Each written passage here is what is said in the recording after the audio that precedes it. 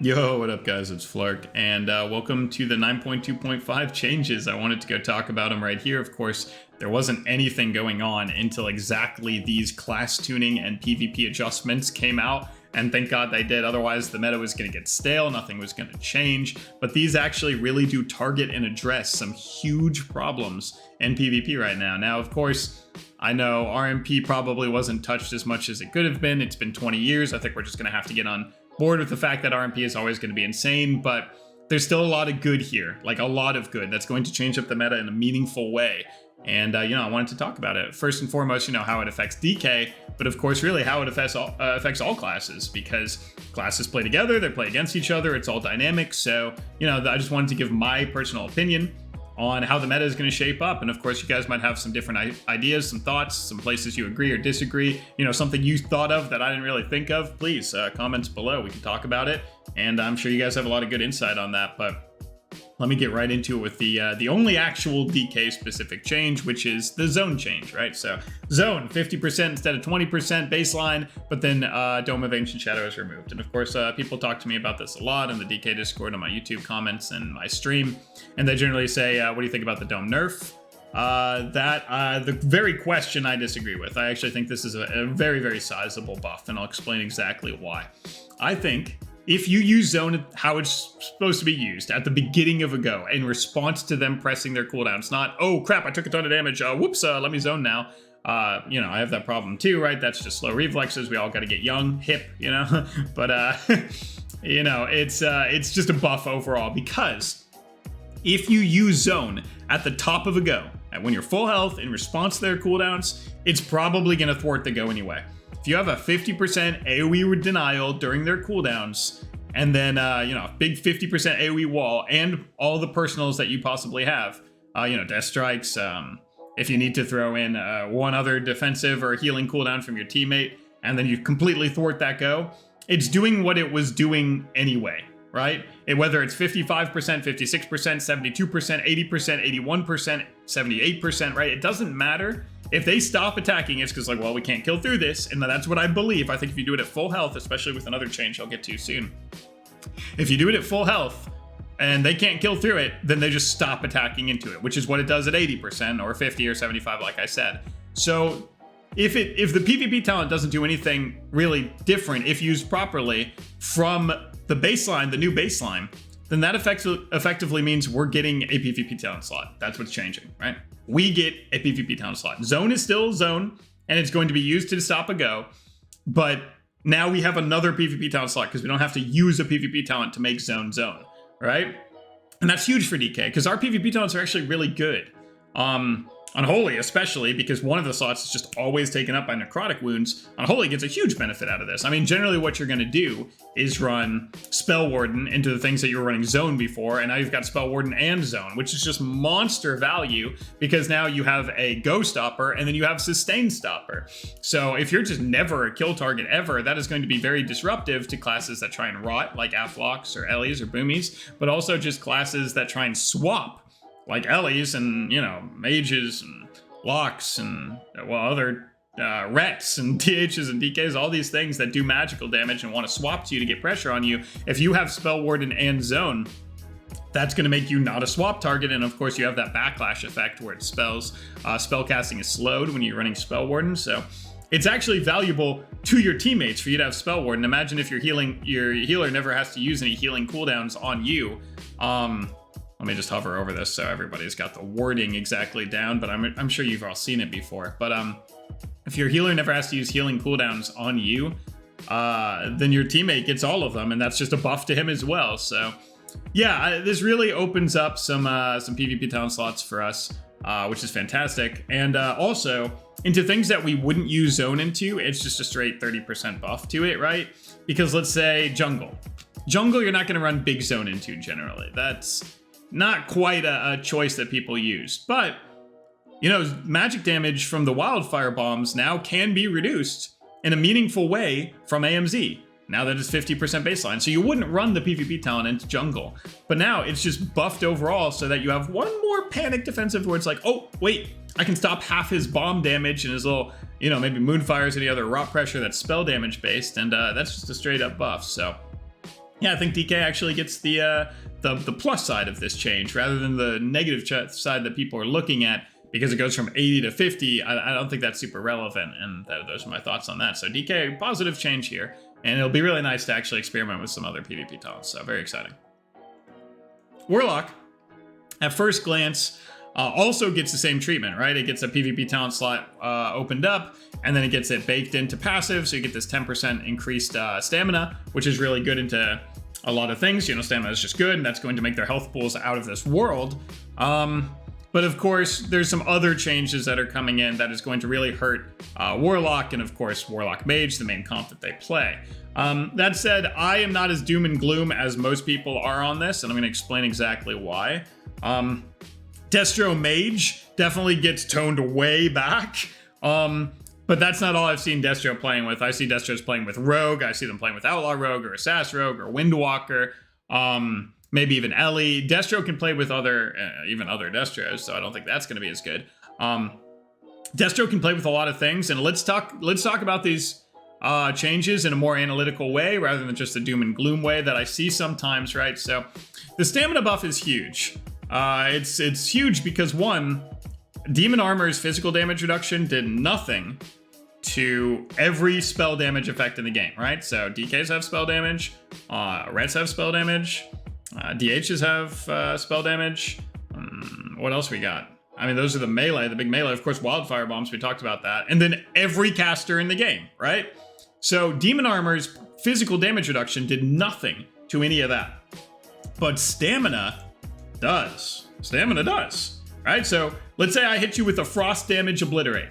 Your Demon Armor was going to do nothing to reduce that in any way. But your stamina is always going to be valuable. If a Frost Mage hits you with Frostbolt, you're getting value out of Demonic Embrace change, but you wouldn't have been getting value out of Demon Armor. What about if Ret hits you with Final Verdict? Holy damage, same thing, right? So people are doomsaying about this because they're going to get ram-ranched by Fury Warriors, and that's totally true. But almost every other class in the game right now, this might actually be a net survivability gain. I mean, again, Frost DK has no physical damage. What are you reducing? The auto attacks? Obliterate is Frost damage. Howling Blast, Frost Strike, A-Bomb Limb, Shadow damage. This is all magical damage. Who's taking advantage out of the Demon Armor like change besides Fury Warriors? And Fury Warriors are insanely popular, but well, Windwalkers too, of course. But I don't think that is as much doomsaying as people are doing with it. I mean, this is a big... These guys are going to have like 120k health when paired with another change, which is over here, which I'll get to in a second. That's going to be crazy. And, you know, with a PvP talent being opened up, that's also crazy. Long Gateway is really brutal for melee, right? You can no longer be gripped at the end of your gateway. You're just across the entire map. Now you're completely safe. Anytime you click the gateway, you are 90 yards down the field. It's not exactly 90. It feels like 2,000 yards, but you are gone. Seriously, if you've ever seen somebody press Long Gateway, it's a PvP talent they can choose. It's called Long Gateway, like Gateway Mastery. That's what it's called, actually. But it makes the gateway really long. If you've ever seen anybody click this, it's like, oh, okay, well, I'll see you. All right, I'll see you later then, right? They're gone, right? So they get a very similar treatment to DK. They get a PvP talent slot opened, and they get a pretty sizable buff that should help them deal with this. And when you add in a change that I'm going to talk about in just a second here over here, this is really compounding for Warlock. So I don't think Warlock is dead. I think Mage Lock is worse for sure. And let's talk about those overarching changes so we can segue right into that. And of course, everybody's seen them already, right? Well, you've already all seen the Resolve one, but have people been paying as much attention to this? The set bonus we have for trinkets increases your bonus stamina to 500 rather than 350. I mean, that's massive to, you guessed it, DKs and Warlocks, who both have a lot of percentage health-based buttons. Dark Pact, Healthstone, Death Strike, Death Pact, right?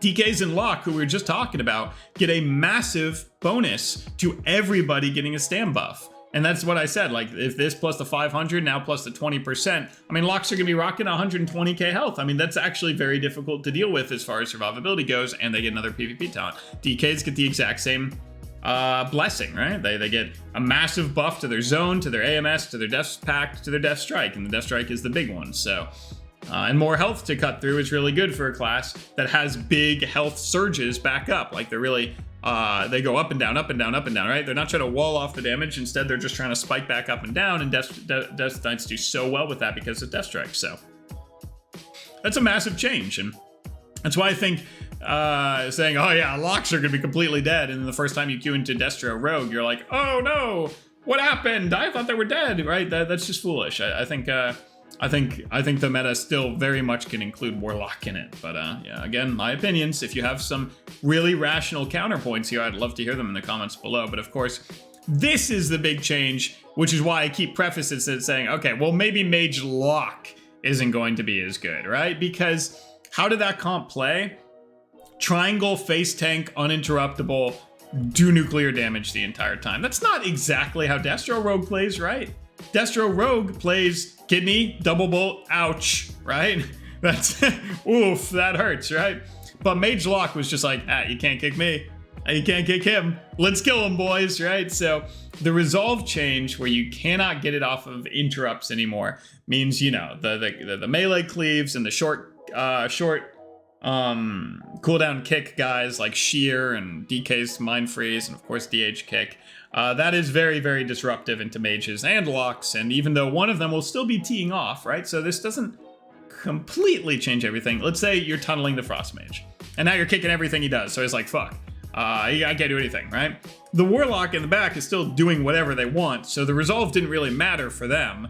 So it's kind of like you're changing the resolve on one of the characters, but not the other one, right? So, it's interesting to be sure. You have to think about all these things all the way through before you make a gut reaction. Of course, Mage Lock not being able to just both be completely fine while both teeing off on you is a really big nerf to that comp. But I don't think that it is a complete nerf in the way that now none of those classes or specs will be played. They're just going to be played in a different way. So yeah, but yeah, of course that's a good change. So let's talk about the writing is on the wall. That is a very valuable change, as Resolve doesn't do what Resolve does anymore, where you can just sit there and face tank. You're going to get kicked a lot. You're going to get disrupted a lot. You're going to get pseudoed a lot, and that matters for the Mage Lock Triangle comps. So that will be interesting if Mage Lock is less prominent in that way. Even if I do believe Destro Rogue is still good, or maybe Destro Windwalker, other comps that are going to come up from this meta shift, that does make Frost DK a lot better, right? Because Frost DK just does very, very bad into the Hyper Triangle Wizards. But it does really good into melee cleaves that might be doing better now, like Rat Warrior, Warrior DH, maybe even Warrior Windwalker saw some play last season, probably not as much this season. But yeah, if more of those melee cleaves start to crop up, then Frost DK could actually get a lot of benefit to that. Plus the stam buff, plus the zone buff, maybe DK as a whole is a little better, and maybe Frost DK as a whole is a little better. So those are the overarching changes. Whew! I talk too much, but you know, this is just a discussion video, so maybe that's okay. It's not a guide or anything, but finally, let's go over the actual tuning pass to every class and say, okay, we know exactly what that's going to do, because it's going to be very easy to analyze. BM damage buffed. It's not like reduced in PvP like the other, change does not apply into PvP. It doesn't say that, so this means BM is getting buffed for both PvP and PvE. I think BM had a lot of negative PvP modifiers on it, so this is probably they didn't feel like they needed to address that, and they were okay with giving a little bit more dam. Obviously, this makes Unholy BM, the comp that I play, a lot better. I haven't played it in a while because I've been doing other things, but if you guys were looking to try Unholy Hunter, looks like Unholy BM is a really good option for that. So just 4% damage in a comp that cares so much about damage, plus the DK changes and DK buffs. And, well, that's a really good comp. So Unholy DK, BM Hunter, still, you're going to be loving it. I think that just got even better overall, so congratulations. Jungle with the BM also got better, and you might be seeing more of those. But again, 4% is not that massive a number, and Survival is still really good with its 4 set, so you probably just see more Survival. I think that's why they didn't worry about this change too much, but Unholy BM is looking to gain some huge value this meta, which is nice. Here's some of the more changes that just destroy Mage Lock, obviously, like I kept saying. You know, this Gift of the Lich, 33% conduit reduction. That means Deathborn is going to last way less time. I think that probably means the proc Deathborns as well, which is great. I mean, you were going to line the whole Necrolord anyway, most cases, so does that really matter? You're just lining for less time. It means they have less overall uptime on Necrolord, which is great though, right? So you have more time before the next Necrolord cooldown where you can do damage to them. So that's just, again, another change that makes Mage Lock just not nearly as good. So that's why I kept reiterating that. But yeah, positive change there. I mean, it did last. Yes, they're right. It lasted 50 seconds for an offensive cooldown. You're just running around in circles the entire time, and Mage Lock was very, very frustrating, but sure. I mean, DKs didn't think so. I'm saying this is probably as class as a whole. I mean, Unholy just rocked this comp generally. You could just run down the Warlock and line on the cooldowns. I'm not really saying this as a DK, but you know, I mean, didn't Rat Warrior get slaughtered by these guys? And I'm sure a lot of other comps were queuing into the triangles, just blasting you with 30k DPS, and they weren't super happy about it. DK does well into this, but I'm talking about the meta as a whole, so. Arcane buffs, that's big. Nobody plays Arcane right now, so with the Frost changes and some Arcane buffs, and of course anything's possible with double Legendary and 4-set. I mean, if a class gets... Remember, Outlaw was claimed to be terrible for the longest time, and then all of a sudden everybody's like, oh wait, oops, nope, no, it's the best spec in the game. Shoot, how did we mess that up, right? I'm not saying Arcane's gonna switch to the best spec in the game. It still has its damage and its CC on the same school. That's really brutal for them, but you know, anything's possible, and damage buffs to an underplayed spec is probably a fine thing. So yes, oh, and you can't take off clear casting, right? So that no purging clear casting anymore. That means they're going to be hard to disrupt in that way. So yeah, maybe Arcane sees some more value. It's impossible to tell. These changes are pretty small, but again, the Outlaw phenomenon, you have no idea. Mistweaver getting a buff. Responding to burst damage reliably. Sure, okay. So they're reducing their Aura Mastery effectively to 30 seconds. That's a very short cooldown. Actually, that's really impactful, so maybe that makes a slight difference. Of course, it's going to be hard to trump Holy Priest. I think our Shaman buffs mean the same thing. I think our Shaman buffs are more impactful than the Mistweaver buff, though. And Mistweaver has a ton of throughput, so maybe, again, if things slow down with the stamina buff and some of these other nerfs, maybe Mistweaver is just a really good throughput spec that responds to that slower meta pretty well. All of these don't apply to PvP. Apparently, Windwalkers were bad in PvE. I did not know that at all. That's insane, but now they're not, so great job to them. Disc Priest, big changes. Again, I think Disc Priest is actually very solid, but it's just getting overshadowed by the absurd favorite of the month-ness that is Holy Priest. But if they weren't solid before, they're certainly going to be better now. The Blaze of Light change is interesting. I mean, they can crank with that, and that's more atonement healing with them. Especially with their 4-set that is good with Penance, and their Legendary that's good with Penance. Now, if they can actually find a way to run this PvP talent, that's a massive Penance that's going to hurt, and it's going to be huge atonement healing. So, sure, I think that's just a solid change for them. And then, yeah, so apparently they get double buff on Power Word Shield, so Rapture is insane, and Shadow's off healing is better.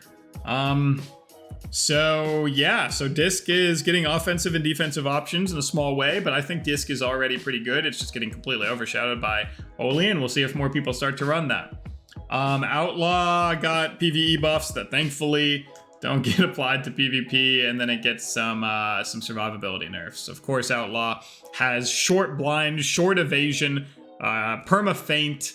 None of this matters. I'm sure they're gonna be like wiping their tears with cash, right? They're gonna be wiping their tears with $100 bills, right? Outlaw is because yeah, okay, so you got a tiny nerf to two very specific things, but they still have short blind and short evasion and perma feint and Outlaw damage, and it's just monstrous how good this spec is. So no, that does not change enough. The Shaman buffs. And our Shaman buffs are pretty okay. I mean, a lot of people are poo-pooing on the Earthen Wall change, but Earthen Wall can do like 100k healing, right? So that Earthen Wall stops and go now, right? Against like Assassin Rogue and other things with chip, like a lot of small damage. I mean, think of what that does to Unholy DK and Demon Hunter. Earthen Wall getting a 30%. That's not mathematically how it is. It's going from like 70% to 100%. So it'd be 100%. It's like a little higher than 30% more value, right? In a PvP situation, that is destructive to like Unholy DKs, DHs, small damage, maybe even, destroys dots, right? So Aflocks and Shadow Priests, not a lot of those, but it exists. There are a lot of DHs and DKs, so that's something. And Assassination Rogues, of course, and Outlaw Rogues. In fact, Outlaw Rogues do a lot of small sources of damage, so now Earthen Wall destroys that. I think that's a bigger buff than people are saying. And, the Healing Stream Totem, maybe that's not that big, but it procs a chain heal, so now pressing it is just going to be even better to press. I think our Shaman gets a lot of value out of those buffs. I know it's not like a 50% buff to every ability, but, when you talk about all of these things as a whole, I think our Shaman absolutely could be more prevalent. They finally nerfed the one-shot from Ellie's Shaman Vesper Totem. That's going to make some people extremely sad. Because really, they were just one-shotting you with Vesper and then running around the entire game. If they can't one-shot you with Vesper, then that entire setup becomes obsolete, and thank God they did this, because that was the biggest gimmick currently in the game. It was truly a way you'd put it behind you, down line of sight. If you got like Dowler and Sewers, you just put it behind you. It was completely uninteractable, and then they would put it on top of you and you get one shot. There's actually the smallest amount of counterplay to that than any other gimmick that I've ever seen in a game. It was put line of sight, so you could not interact with it. You couldn't even swap to it. You'd have to run across the map, and then they would just move it, put it right on top of you, and boom, oops, 80,000 damage. You should have, committed a pre-wall to every single Vesper on a short cooldown. Yeah, it doesn't happen, so very annoying, and that's a great change. And then they're buffing them as a result because, Ellie's not oppressive. It's just Vesper was stupid, right? So changing Earthshock damage to do more damage, they get a little tiny bit more spike, while losing Vesper Totem's one-shot capability. Of course, everybody's just going to go back to Necro, and they're just going to do more damage as Necro, so good for them. Enhance, that's a big change. It was their top damage and healing every game. So now Turbo's a little worse, and that's probably a fair change. This was very frustrating to play into. They would just heal an entire team while killing your entire team with one button on a short cooldown. So I don't think they should nerf Enhancement overall, which they clearly did not, right? Every other ability is still intact. Elemental Blast, Lava Lash, Storm Strike, Healing Surge, even Healing Stream Totem. They actually get a buff to this, right? They have Healing Stream Totems as well. So they have the entire core mechanic of Enhancement still intact. They just don't have their broken I'm winning the game button every time I press it on a 30-second cooldown or whatever. So actually, you're starting to see, I feel like these are very well thought out changes, and that's just another line of thinking that's just very well thought out. And finally, the final little bump to Destro. Again, this is just really well thought out, but of course this one was really well thought out 4 months ago when they should have probably thought about it. But yes, obviously the 4-set bonus should never proc a stun. You can proc damage, the procs an Infernal, which does more damage, but God, you can't have a pseudo interrupt stun that doesn't DR with anything on top of all that. That's just one thing too far. I mean, again, it's damage. This is a very bursty meta. Of course, you can proc a bunch of damage. You can proc damage that procs damage, procs Infernal that does damage, right? But you cannot have a stun on that. It's just insane. You cannot have that in the game. It's super unhealthy, and they finally take it out. Thank God. And now Demo gets a buff, which is fair because they gutted Demo's one shot, and that's really all they had going for them in PvP. So now they have a full Mortal Strike effect, which means Demo DK actually has the Super MS plus Necro Wounds MS perma sharpen kind of effect that maybe you want to try. Demo Unholy, rather. Demo Unholy, of course, not Demo Frost. I don't know if this is going to change much for Demo, but it makes sense that their Mortal Strike should be the same effectiveness as, most of the Mortal Strikes in the game. So, and Demo's not good with the change, the gutting to their Decimating one-shot, so it's fine to give them this. I'll give them maybe a few more comps to play. All these changes don't apply to PvP, and then Fury gets some nerfs. Very, very small, but, they do slightly less damage, slightly less healing, and slightly less rage gen. So, But really, they're also getting that PvP talent buffed because it wasn't applying off of Crushing Blow, which is what everybody used anyway. So now they're going to have a bigger uptime on Battle Trance. It's just going to do a little less. And the conduit doesn't really change much. It's just one conduit out of a sea of effects. So I think Fury is going to be about exactly the same as it's been the entire patch, which is really, really played by like everybody because it's super easy. But it's not like RMP level of destruction where it's just you take it right to AWC and you destroy everybody. Like we're not seeing too many Fury Warriors, right? So it's gonna be the exact same place, and I think that's totally fine. Gutting it just because it got really favorite of the month because it's really easy to play and super fun for most people to Crushing Blow like charge to people. I don't think that would be a fair gut because Fury's been bad forever and it's really not that oppressive right now. It's very difficult to deal with in twos, but nobody balances around twos. And that is it. So yes, these changes, while at face value they seem very small and certain things don't feel like they're being addressed, the whole meta and the way that it interacts with these changes should shift violently because if one thing is removed, then another thing becomes more prominent. So as far as DK friends, I mean, we just got buffed, and the BM Hunter that I swear you should play on Holy DK BM with got buffed, and Frost DK might get buffed from more melee cleaves being around, and Stamina is really good for us, which is a buff. And the things that we don't like dealing with as Frost DK, which were Resolve and Spell Cleaves, maybe they're not as good. And as for Unholy, it's just fine. It's just good. So you probably just keep playing it. And that's all the changes. So I hope you guys are excited. I'm going to be doing lots of community events and RBGs with both factions now that they're merged. So you can come visit me on stream if you feel like it. You can also check up on how I'm doing with my attitude shift. I think I've done pretty good, but all the VODs are going to be saved forever. So you can watch them and see if, I can prove it. GG's, and I'll see you guys soon.